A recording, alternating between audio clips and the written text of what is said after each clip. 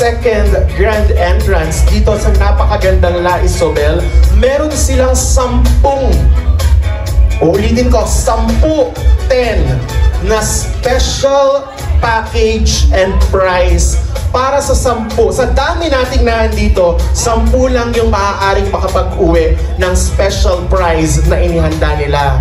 Siyempre, kailangan nyong paghirapan, guys. Kung alam nyo po ang kasagutan, all you need to do is to join me here up on stage and spill out kung ano ang sagot sa trivia question about Kyle and Eunice. Halika ma'am, teka lang ito. Magaan ang loob ko, halika dito ma'am. Mukhang ganito yung mga kinakagaanan ko ng loob. Yung mga ganitong itsura.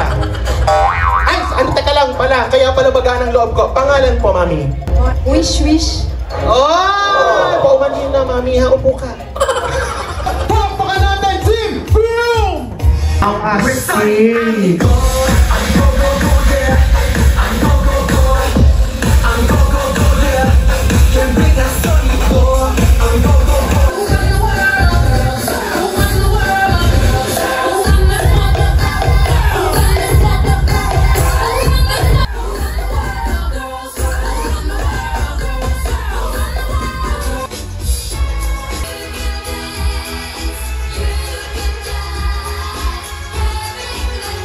Wow, hindi po. Hirap ba?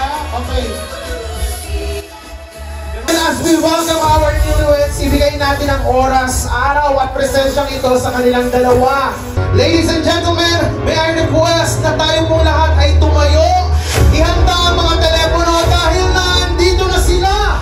Two hearts decided to unite as one. Mr. Kyle, this is Eunice Manzo!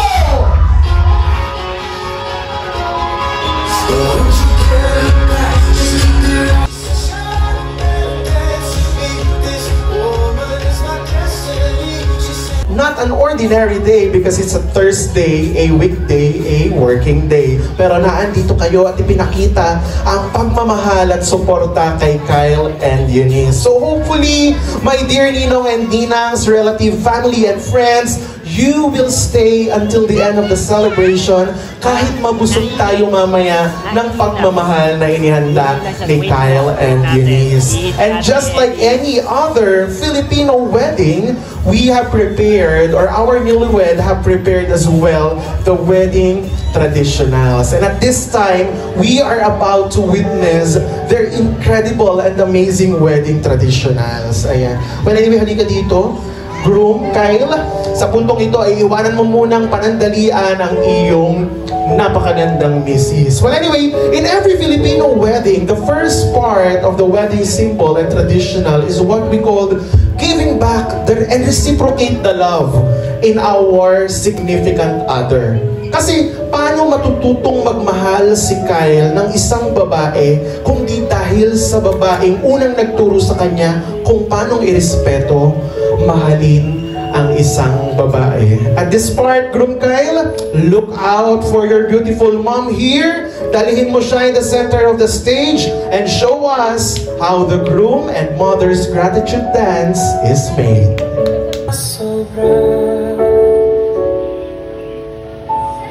Lagi na lang kami nauna. Bride, as they say, ito yung lalaking nagprotekta sa ating bride. Ito yung lalaking hindi siya sasaktan, naging sandigan niya, at higit pa sa parang ama at tatay. At this part, may I call on the brother of our bride, Mr. Edney Simbulan, to please get the hand of your lovely daughter here in front and in the center of the stage. Show us the sister, show us the bride and the kuyas dance.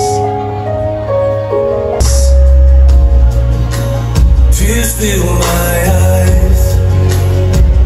There's a real Bride. Guys, palakpakan naman natin ang bagong kasal sa gitna ng masalimuot na mundo at pag-iisip. Kung may nagkakatuluyan ba, pinatunayan ng dalawang ito at patutunayan nila na may forever talaga.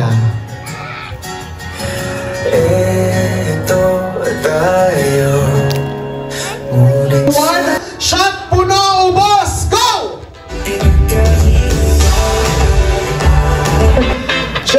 tayo mag-uwian. Maraming salamat. Nabanggit nila La Isabel Venue and Resort. Thank you very much.